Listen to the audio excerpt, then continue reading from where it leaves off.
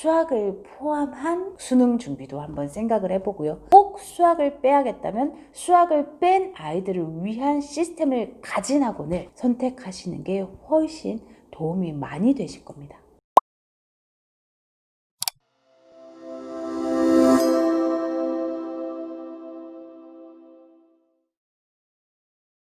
안녕하세요 여러분, 쌤캠입니다. 오늘은 예체능 학생들의 정시준비에 대해서 얘기해 볼 텐데, 이제 예체능 학생들의 대부분이 수학을 보지 않습니다. 그렇다 보니 물론 상위권 대학 중에 수학을 보는 학교들이 꽤나 있으나, 보통 예체능은 실기와 공부를 병행해야 되고 이제 수학적으로 조금 부담이 많은 학생들이 선택을 많이 하더라고요. 그렇게 보면 수학을 하고 싶어도 이제 용기가 좀 안 나는 학생들도 있고, 너무 예전부터 수학을 안 했기 때문에 이제는 할 수 없는 아이들도 있는데, 사실 재수는 여러분 1년의 시간이 더 주어지는 거고, 고등학교 때와는 다르게 이것저것 하지 않고 정시만 제대로 준비해 볼 수 있잖아요. 이럴 경우에 사실 저는 수학을 넣어서 공부를 하라고 꼭 얘기를 해주는 편인 게, 고등학교 때는 내가 재수할 거란 생각을 안 하잖아요. 그렇다 보니 어떻게든 실기도 해야 되고 공부도 해야 돼서 시간이 부족한데, 재수생들은 사실 실기를 9월 이전까지는 하지 않습니다. 12월부터 9월까지 제대로 공부만 해볼 시간이 주어지는 거거든요. 그래서 9월부터 실기를 병행하면서 수능을 준비하는데, 그 이전에 고3 때는 딱 9개월 동안 미친 듯이 공부만 해본 적이 없잖아요.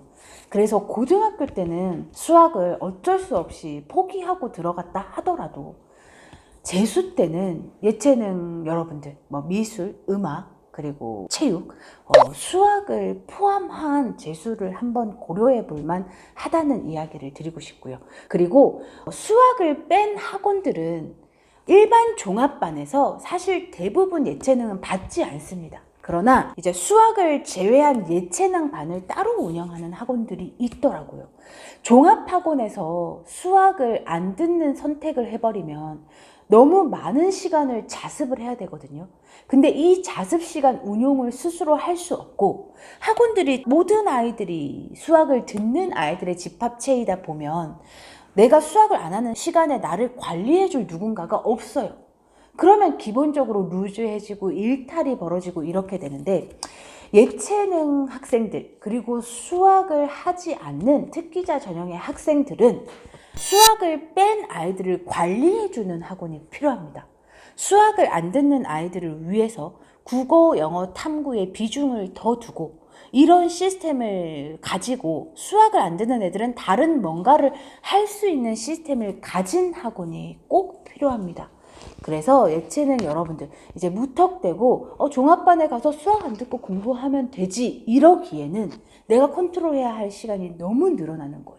그리고 꼭 명심하실 건, 재수하면서 실기를 초반부터 병행하면 성적을 올리기가 너무나 힘들어요. 예체능 학생들 대부분이 어떤 실기의 능력이 모자라서 떨어진다기보다는 수능에 최저를 맞추지 못하거나 수능 등급이 전혀 많이 부족해서 떨어진 아이들이 많더라고요. 이럴 경우에 재수의 포인트는 실기에 두면 안 되고 성적에 둬야 합니다. 그러려면 수학을 하지 않는 나를 어떻게 케어해 줄 것인지에 집중해야 하고, 그리고 웬만하면 수학을 해보라고 권하고 싶습니다. 수학을 9개월 만에 노베이스가 1등급 맞는 게 정말 쉽지 않거든요.